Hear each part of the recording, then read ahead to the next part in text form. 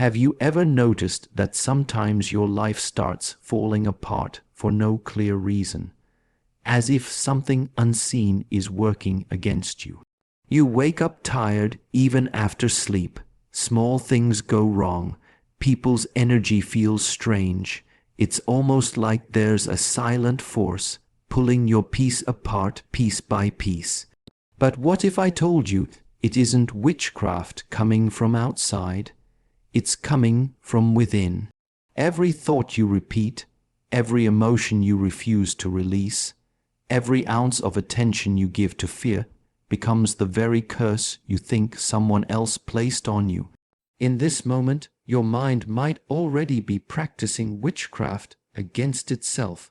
Stay with me, because once you understand this, you'll never again be controlled by unseen forces, not people, not pain, not energy, not fate. When people hear the word curse, their mind immediately travels outward to others, to hidden enemies, to strange energies or unseen forces that might be working against them. But the truth is far more intimate and far more confronting.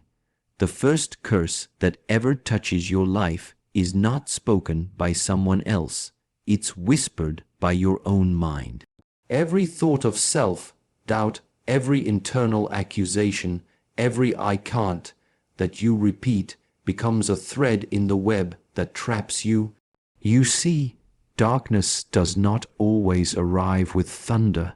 It begins quietly in subtle habits of thought. It hides in your reaction when something doesn't go your way. It grows every time you replay an old wound and call it your truth. When you carry resentment, envy, guilt, you are not being attacked by a force outside of you. You are feeding a force within you. It's a psychological form of witchcraft, invisible, yet powerful enough to shape your entire energy field. What we think we become, that is not a poetic phrase, it's physics of the soul. Every negative thought vibrates at a frequency that pulls more of the same energy toward you. This is why some people feel cursed, even when no one has ever cursed them. Their own emotional diet has been toxic for too long. They've been eating thoughts of fear, digesting feelings of unworthiness, drinking from the cup of comparison, and then wondering why they feel heavy, unlucky, or unseen. The first act of self-protection, therefore, is not to wear a talisman or recite a mantra. It's to observe your own inner language. The mind must be trained the same way a body is trained, through discipline, awareness, and repetition. You must learn to catch the thought the moment it appears, to see it for what it is, energy in motion, not reality in truth. When you stop identifying with every fearful thought, you stop giving it power to grow. No one can curse you more deeply than your own neglect of awareness.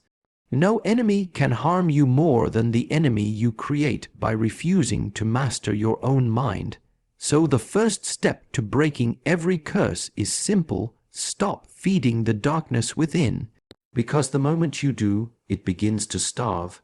Every curse, every piece of dark energy, every negative force in this world, real or imagined, is powerless until it finds one thing: your belief. Belief is the ignition key that brings invisible energy to life. Without your participation, it cannot function. Without your acceptance, it cannot exist. That is the law of consciousness. What you give your belief to, you give permission to enter your experience. When someone tells you that you are cursed, the moment you entertain that thought, you open a door. And once the door is open, energy begins to move. This is why awareness is not just spiritual talk. It is psychological protection. You must become conscious of what you allow into your system. The mind is not a storage room for every idea that knocks. It is a sacred temple, and not every visitor deserves entry. Belief shapes perception, and perception creates reality. If you believe you are surrounded by negative energy, you will begin to interpret every delay, every misfortune, every silence as proof of that darkness. That interpretation becomes your emotional reality, and soon your behavior begins to align with it. You withdraw, you expect less, you vibrate lower. This is how energy manipulation truly works, not through spells or potions, but through the subtle conditioning of human thought. But belief can also be the greatest protection. The moment you choose to believe that you are guided, not haunted, that you are cleansed, not cursed, the energy reverses direction. The same mind that once created fear now becomes the architect of clarity. Energy obeys authority, and your belief is that authority. So, the question is not, how do I break this curse? The real question is, why did I believe it in the first place? When you reclaim your belief, you reclaim your power. You become unshakable because you stop reacting to shadows. You begin to walk through the same storms others fear, but with calmness in your eyes. Because you know, energy cannot harm the one who no longer consents to it. So remember this, belief is a door. You decide what enters, close it to fear, and even the darkest force will fade into nothing. Once a week, you must stop feeding your body and start feeding your mind. Most people spend their entire lives consuming food, information, entertainment, but they rarely consume awareness. And awareness, when taken in regularly, cleanses the system more powerfully than any ritual or medicine. It removes the dust that gathers on the mirror of your mind. It allows you to see clearly again. Silence is the meal of the awakened. When you withdraw from noise, you begin to digest yourself, your thoughts, your fears, your motives. It's uncomfortable at first because silence reveals everything you've been avoiding, but that discomfort is not punishment, it's purification. The mind, like water, clears only when it stops moving. You cannot see your reflection in a storm. You see it when the surface becomes still. This practice is not about rejecting the world, but about remembering your own frequency. You eat awareness by sitting in stillness, by breathing consciously, by observing every emotion without labeling it as good or bad. In that observation, something profound happens. You begin to separate your true self from your temporary experiences. You realize that you are not your thoughts, not your pain, not your history. You are the space in which all of it arises. And once you taste that realization, even for a moment, every curse begins to lose its shape. Darkness feeds on confusion. It thrives when you're too distracted to notice what's happening inside you, but awareness burns confusion the way fire consumes fog. Just 1 hour of genuine silence can cleanse a week of mental chaos. That's why this ritual, once a week, every week, is sacred. It's not a religious command. It's psychological hygiene. It's how you return to your center before the world pulls you apart again. So, sit, breathe, listen to the hum beneath the noise. Don't rush to escape it. Let silence enter your bloodstream like medicine. Let it remind you that peace was never something you had to find. It was only something you had to stop disturbing. Eat awareness once a week. Feed your soul more than your senses, because the one who learns to dine on silence will never again be starved by fear. When the body is polluted, the spirit becomes heavy. And when the spirit becomes heavy, it attracts more of the same frequency, confusion, fatigue, negativity. Many people think energy cleansing is only about prayer or meditation, but it begins with something far more basic: what you put into your body. The foods you eat don't just build flesh, they build frequency. Every meal is a transfer of energy.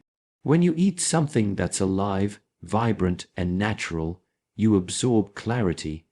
When you eat something processed, dead, or made without care, you absorb its chaos. Your body is not separate from your consciousness. It is the temple that holds your awareness, and the quality of that temple affects the quality of your inner experience. If your diet constantly slows you down, numbs you, or clouds your focus, your spiritual defenses weaken. A tired body cannot hold a strong mind. That's why once a week you should let your body reset. Eat clean. Eat light.